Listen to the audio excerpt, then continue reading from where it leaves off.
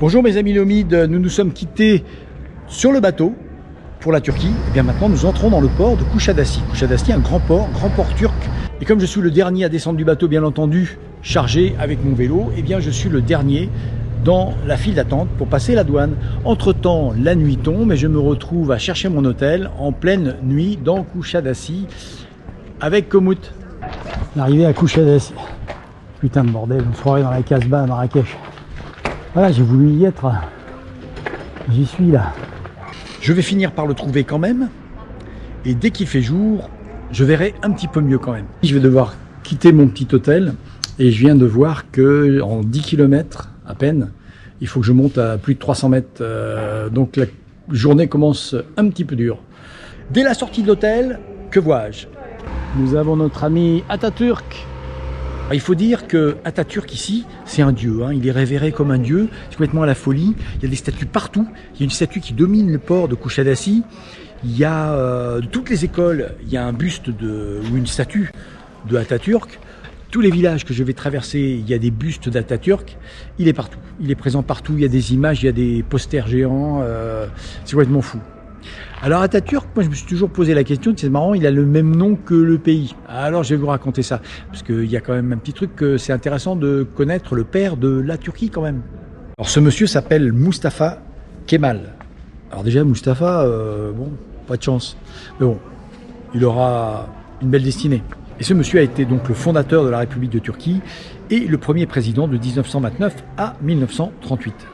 Mais pourquoi il est révéré? Puisque ça c'est important. Parce que pendant la Première Guerre mondiale, au commandement de l'armée turque, il a repoussé les Arméniens, il a repoussé les Italiens, il a repoussé les Grecs. Et c'est donc devenu un héros bien sûr. Et révéré bien entendu aussi, parce que pendant sa présidence, il est à l'origine de nombreuses réformes, dont la laïcité dans la Constitution. Il supprime l'islam en tant que religion officielle. Il abolit les instances chariatiques, ces fameuses lois islamiques sorties tout droit du Moyen-Âge, la charia, que beaucoup de personnes bien intentionnées actuellement veulent remettre d'actualité. Donne le droit de vote aux femmes, remplace l'alphabet arabe par l'alphabet latin.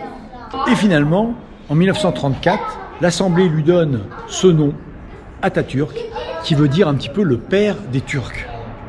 Il n'a pas de chance, il meurt à 57 ans d'une cirrhose tout simplement. Voilà pour cette petite parenthèse d'histoire. Hello. Revenons à nos moutons. La ville s'éveille. Je suis pas parti assez tôt. Alors c'est marrant parce que c'est un peu le bazar et ça ressemble un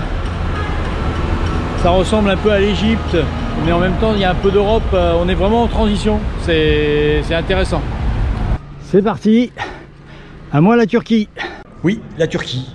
La Turquie, l'Asie, quoi. J'ai choisi de prendre un itinéraire qui, tout d'abord, va m'amener dans un des endroits les plus touristiques de la Turquie, mais j'y suis jamais allé, donc j'avais envie d'y aller. On va ensuite aller voir les lacs. Alors là, on s'enfonce un peu dans le pays où on va jamais, parce qu'il n'y a pas de touristes qui vont voir les lacs. Mais moi, j'ai envie de voir les grands lacs turcs, à quoi ça ressemble. Et puis ensuite, on ira jusqu'en Cappadoce, et puis après, on verra. Donc une grande route, hein, c'est presque 1000 km, pas loin de 1000 km, 950, 960 km. Donc il y a de la route devant mes roues. Alors ça, j'avais encore jamais vu les mecs des ponts et chaussées qui travaillent en musique qui gueulent.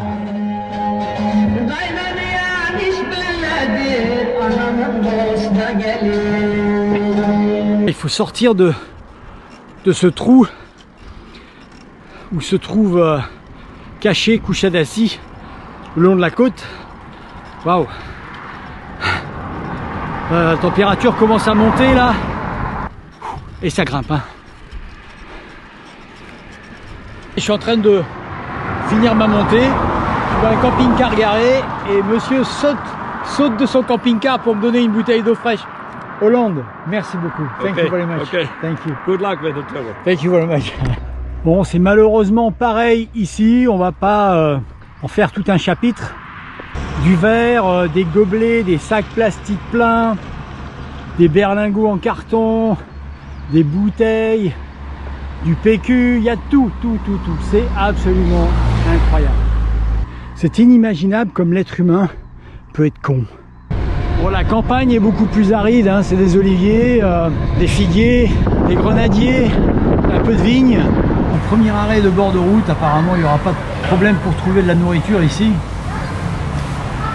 Avec des shish kebab bien sûr. C'est plein d'air, le pain est énorme, c'est plein d'air, mais j'adore.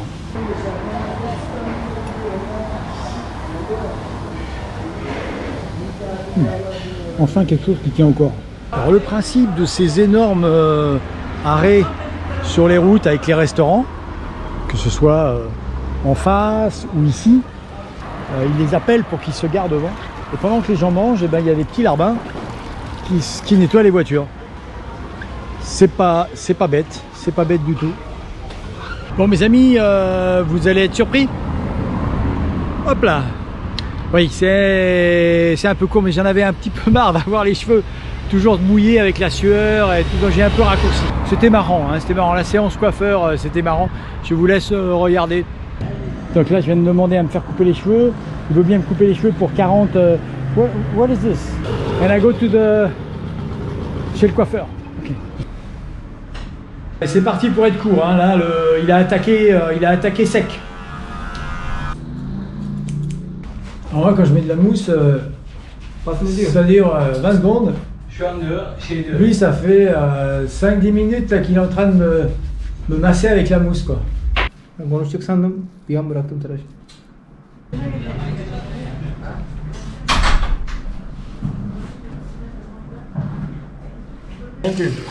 Yes, yes. Voilà, ça c'est fait. On va continuer la route et continuer aussi à découvrir ce pays dont je suis surpris par l'accueil. Franchement, super accueillant, les gens adorables, partout. Ici, c'est olivier et champs de figues à perte de vue, donc forcément, sur le bord de la route, ils vendent des figues, quoi. Des figues. Il me l'offre, alors c'est pour lui faire plaisir, mais je suis pas fan de figues. Mais bon.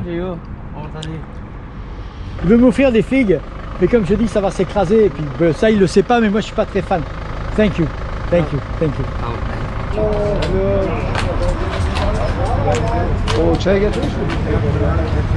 Ouais, ça rigole pas là. Ça rigole pas, ça joue. Hello.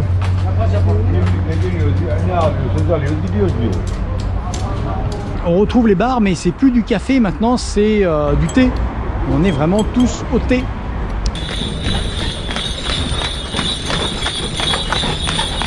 Et cette vidéo s'arrête un petit peu abruptement, je l'avoue. C'est juste avant l'accident qui va me conduire à nouveau à l'hôpital. Est-ce que le voyage va s'arrêter ici, 10 km avant Aydin? Vous le saurez en regardant la prochaine vidéo. Il faut mettre un peu de suspense quand même. Mes chers amis nomides, au revoir, ne ratez pas la prochaine vidéo. Ciao!